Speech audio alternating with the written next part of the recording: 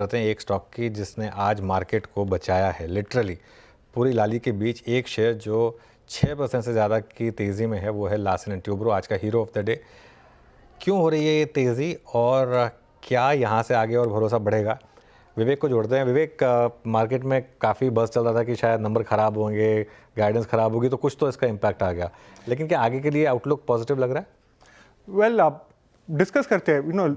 जैसे आपने बोला था, मार्केट का एक्सपेक्टेशन था कि गोइंग इनटू Q2 क्या था बिगेस्ट वरी कि ये जो ऑर्डर इनफ्लो गाइडेंस दिया है 10% का, कैन L&T मीट दैट, वो एक वरी था। दूसरा कंसर्न था इंडियन गवर्नमेंट केपेक्स H1 में बिल्कुल भी नहीं था, ऑर्डरिंग एक्टिविटी, टेंडरिंग एक्टिविटी बिल्कुल नहीं था। और दूसरा जो बड़ा वरी था वो था कि Saudi Aramco and middle east west Asia का जो केपेक्स है वो स्पेंड्स कम हो रहे थे, तो उसका काफ़ी वरी था going into Q2। But management ने कल सब वरीज के ऊपर सफाई दी है और उसके कारण आप अगर देखेंगे, number 1 project and manufacturing guidance जो है उसका कोर मार्जिन एक्सपेक्टेशन था 8.25 फॉर द ईयर, 7.6 आया, कम आया है बट 20 बेसिस पॉइंट्स बढ़ा है on a year on year basis, ये एक इंपॉर्टेंट चीज़ है। नंबर 2, ऑर्डर इनफ्लो H1 के लिए 80,000 करोड़ आया जो वेरी स्ट्रॉन्ग है, much above what the street was anticipating. Street का एक्सपेक्टेशन बिटवीन 40 to 60,000 करोड़ था। अगर आप देखेंगे गाइडेंस, जितने भी गाइडेंस दिया था, order inflow of 10%, top line 15%, वो सब कुछ कंपनी ने रिटेन किया है despite all of the worries जो हमने अभी डिस्कस किया।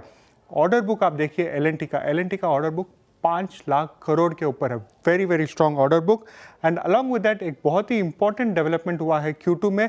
अब तक पिछले कई सालों L&T कोई भी इंडिया में थर्मल पावर प्रोजेक्ट के लिए बिड नहीं कर रहा था।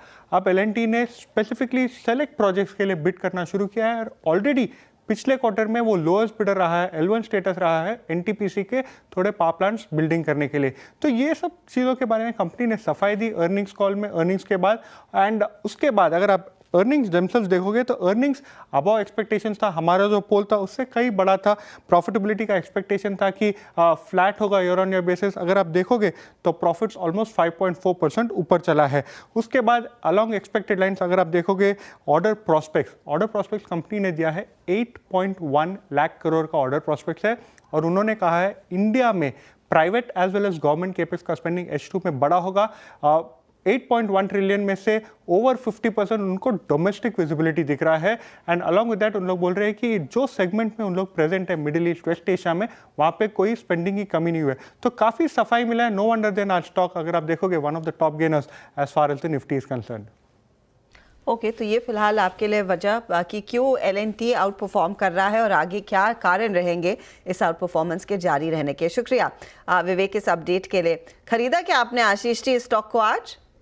अच्छा, तो हमारे पास ऑलरेडी L&T एक अच्छा खासा होल्डिंग हमारी बनी हुई थी।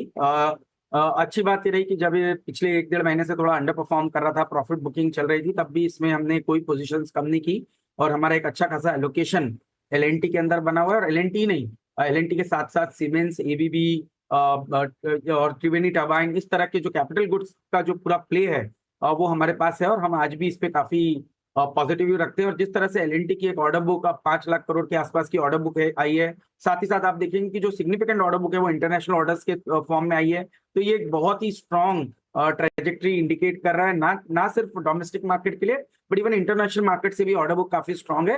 तो मुझे लगता है कि एक जैसे अनुज ने कहा 4,000-4,200 के लेवल वो शायद बहुत ही जल्द L&T के स्टॉक में देखने को नजर आ सकता है।